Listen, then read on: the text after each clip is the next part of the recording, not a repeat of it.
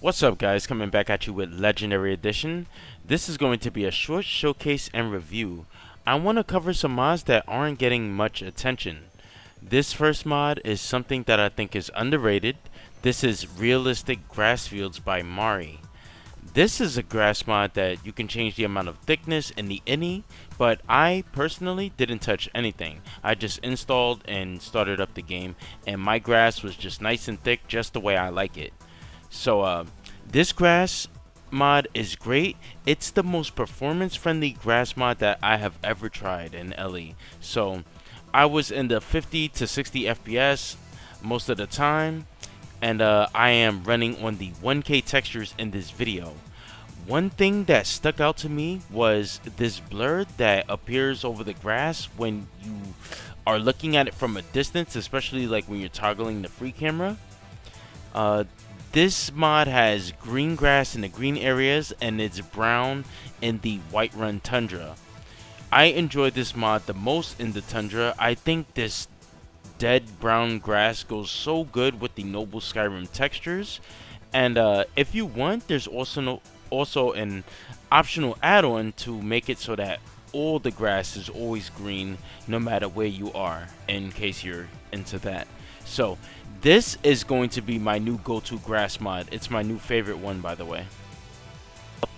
Next is Hamlets of the Pale by Axis 1211, and it was ported by Turtle God King. So this mod extends Lorius's farm, adds new NPCs and homes to the area, and I approached the farm at night just as everyone was on their way home. They had the doors locked, so I tried knocking using the Simply Knock mod, but none of them answered. I then toggled detection and then snuck into their houses just to see what it was like inside. These guys are living a bit rough.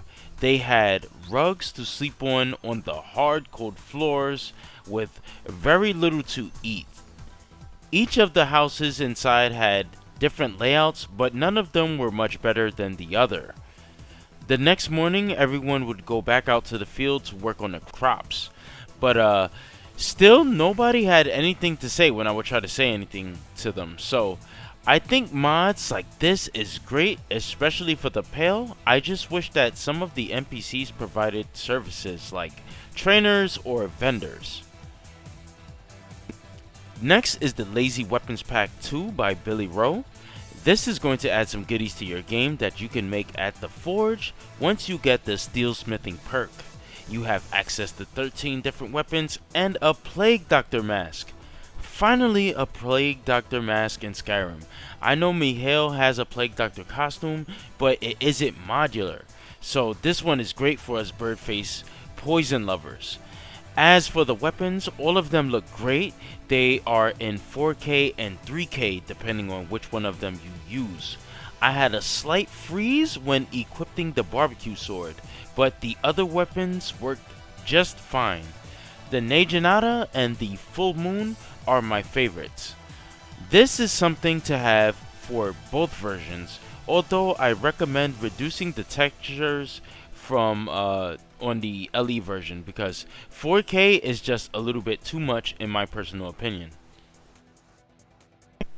This next mod up, I will try to explain to you the best that I can. This is called Choose Your Starting Skills by Lil Ebony Mace. This is going to let you distribute your points at the beginning of the game to your liking, regardless of what race that you pick. You can use this on an existing save, but only if your character is level 1. When I loaded up on an existing save, I got the menu and I was able to distribute my points just fine. After that, I started a new game with this mod installed, Live Another Life by Arthmore, and over 200 plugins, and it worked just fine. You'll get the menu while the game is loading up your MCMs in the background. Once you pick your points and perks, you close the menu and you're good to go. You can also open up the innie that comes with this mod with a tool like Notepad, and you can change the amount of perk points that you start with. This is a great mod for a new game plus feeling, and I actually like this one.